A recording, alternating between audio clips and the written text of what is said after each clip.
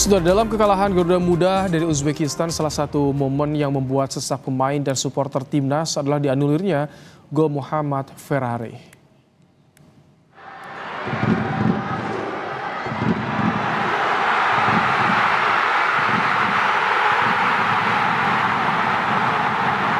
Euforia pemain dan para supporter timnas harus pupus setelah wasit Chen Yinhao membatalkan gol itu. Gol yang tercipta pada menit ke-60 itu dibatalkan usai wasit mengecek VAR dan memutuskan bahwa kaki Ramadan Sananta masuk area offside. Padahal gol itu tercipta dari umpan apik Pratama Arhan yang disambut Ferrari.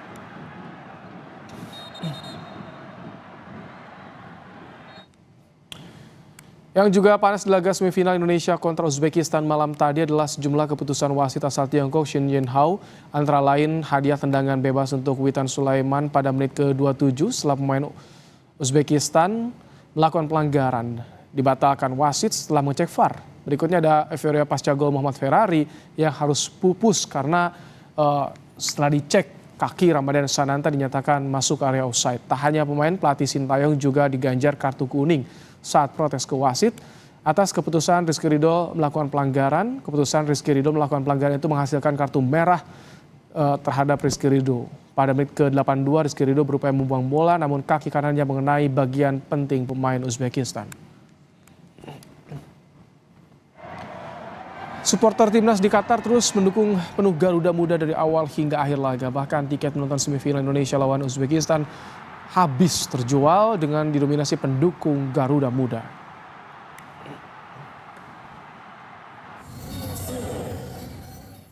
Di Indonesia, supporter timnas memenuhi berbagai lokasi nonton bareng meskipun Indonesia harus mengakui keunggulan Uzbekistan. Namun para pendukung tetap berharap Indonesia bisa meraih tiket Olimpiade lewat perebutan tempat ketiga lawan Irak nanti.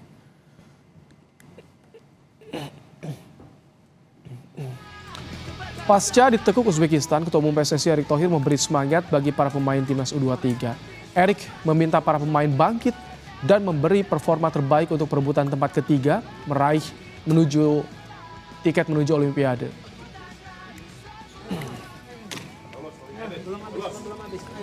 Belum habis, ayo, Rio. Oke, Cuman, kita mau nyerah atau mau fight back? Mau nyerah atau mau fight back? Kasih lihat kita bangsa yang kuat, nggak bisa diinjak-injak.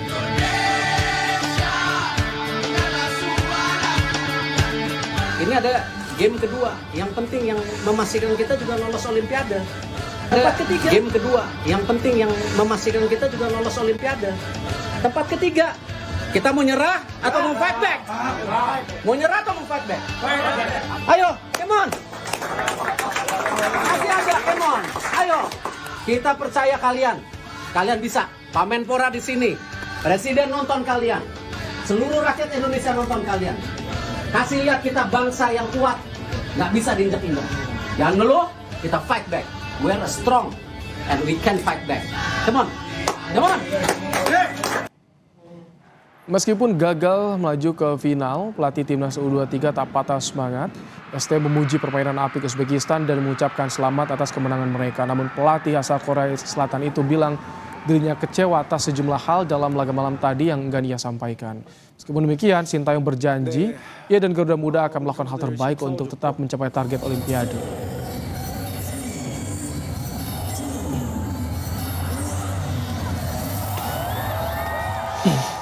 네, 우리 선수들 열심히 싸워줬고, 우즈베키 선수들도 열심히 해줬고, 같이 좋은 경기 했다고 생각합니다.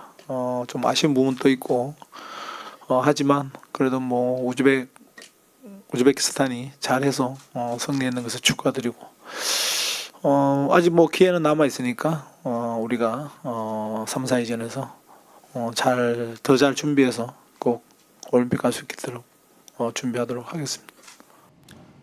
Untuk mengulas peluang Indonesia mengalahkan Irak di perebutan tempat ketiga Piala Asia U23 dan lolos ke Olimpiade Paris, lalu bagaimana juga dukungan supporter di Doha, Qatar, kita ulas bersama dengan pengamat sepak bola Wesley Huta Galung dan diaspora Indonesia di Doha, Qatar, Ali Murtado. Selamat petang, Bung Wesley. Selamat petang waktu Indonesia, Pak Ali. Selamat petang, Baik, Bung Ibrahim. Bung Wesley, bagaimana Anda melihat performa timnas U23 semalam? Bagaimana nanti kalau lawan Irak? Ya, dari performa yang kita puji-puji ya ketika menghadapi Yordania, menghadapi Korea Selatan, dan itu variasi permainan yang diperlihatkan Sintayong sangat berbeda dalam 4 pertandingan hingga perempat final. Kita berharap ada pembaruan dan perbedaan lagi yang diberikan oleh kubu Sintayong, karena yang dilawan ini Uzbek yang dari tahun 2018 itu sudah berjaya di kawasan Asia, mau usia 20 senior, pembibitan mereka serius sekali. Dan ketika kita melihat kemarin pemain kita dikunci, begitu cerdasnya para pemain Uzbekistan membuat pemain kita tidak bisa menemukan pola permainan yang pas untuk di pertandingan itu, ya kita harus kembali berbenah mencari situasi bahwa tim ini bukan hanya sekedar tim debutan, tim yang pertama kali membobol gawang Korea Selatan di turnamen, tapi tim yang mampu meraih tiket Olimpiade dengan menghadapi Irak ya. Kita tunggulah kekecewaan selesai di sini aja Mas Ibrahim. Sehingga bangun lagi harapan, jangan kecewa terus-menerus. Oke, bicara soal kekecewaan di sini aja, kita akan tanya kepada Pak Ali. Pak Ali, bagaimana ketika kemarin langsung lihat di stadion kondisinya seperti itu? Bagaimana sih ketika ada Euphoria tapi pupus, Pak Ali?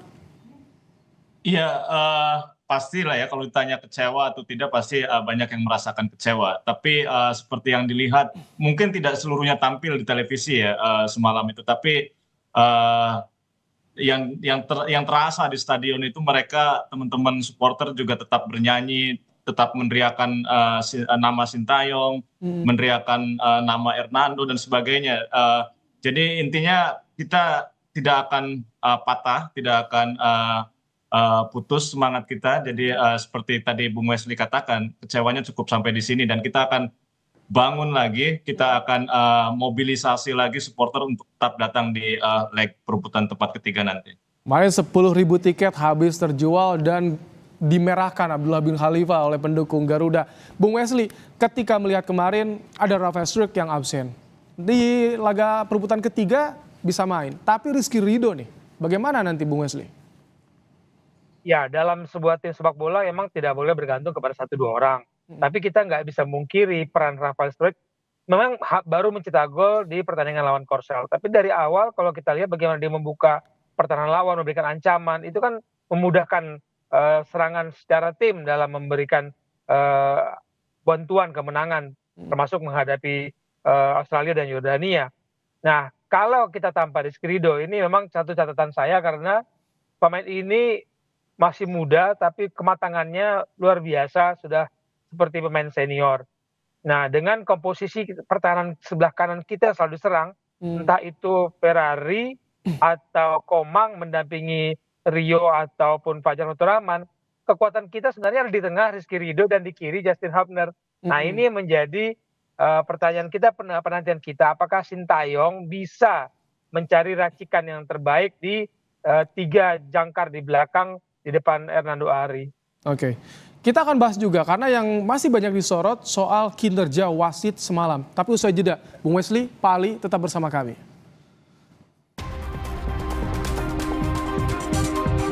Membahas soal perjalanan Garuda Muda di Piala Asia demi meraih tiket Olimpiade Paris 2024 masih bersama kita pengawas sepak bola Wesley Hutagalung dan juga diaspora Indonesia Ali Murtado. Pak Ali, jadi apa nanti yang akan disiapkan jelang untuk menonton lawan Irak nanti?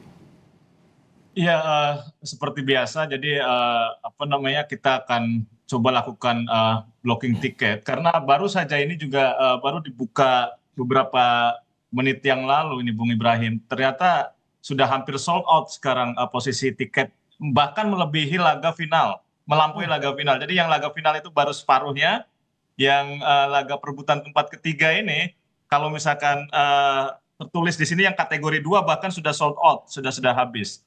Jadi, kapasitasnya 10.000 sama tetap?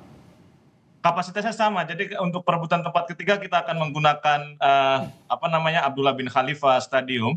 Sering diplesetkan jadi Gelora bin Khalifah. Jadi GBK. Ya, jadi tetap akan menggunakan stadion itu dan kapasitasnya sekitar 10.000. Artinya WNI semua diaspora di sana tetap semangat mendukung timnas U23 ya, sampai bisa meraih terbaik nanti ke Olimpiade. Betul. Kita tetap semangat intinya itu. Oke, Bung Wesley, yang disorot soal kepemimpinan wasit. bagaimana Anda melihat soal ini, Bung Wesley? Ya, kalau kita kalah wasit kemudian menjadi sorotan ya. Kalau kita menang wasit kemudian menjadi pujian-pujian. Tapi dengan bantuan VAR itu menyadarkan kita bahwa VAR bukan selamanya menjadi penentu benar salah atau kebaikan yang bagi kedua tim. VAR dibutuhkan oleh wasit dan wasitlah yang menentukan kemudian apakah itu pelanggaran apa tidak, apakah itu penalti atau tidak. Bantuan VAR itu yang harusnya mempermudah keputusan wasit ngambil keputusan. Tapi yang di Indonesia kan kemudian sorot wasit VAR siapa yang di ruang control room, oh Thailand, oh ini yang dulu wasit Kalau secara VAR-nya objektif Anda melihatnya bagaimana? Sudah fair? menurut saya fair. Pertama, sudut pandang kita dengan sadar wasit berbeda. Oke. Kemudian yang pertanyakan adalah sudut pandang pengambilan pengulangan gambar ketika offside Sananta. Apakah itu gerakan yang pas untuk diambil oleh wasit VAR? Karena yang menentukan berhenti enggak bergerakannya kan di ruang control room. Yang saya kritisi adalah pelanggaran Witan. Saya pikir itu pelanggaran, tapi kemudian terjadi bantuan VAR mengatakan tidak sama sekali. Oke. Saya bingung juga itu pelanggaran. Oke, bukan penalti, tapi kalau itu pelanggaran menurut saya. Baik, kita akan tunggu karena soal ke final usai kita nggak dapat tiket, tapi soal Olimpiade kita masih ada kesempatan. Terima kasih Bung Wesley Huta Galung, Pak Ali Murtado. Kita tunggu nanti dukungannya langsung di Qatar Kamis minggu ini ya. Terima kasih Bapak-bapak. Kasih.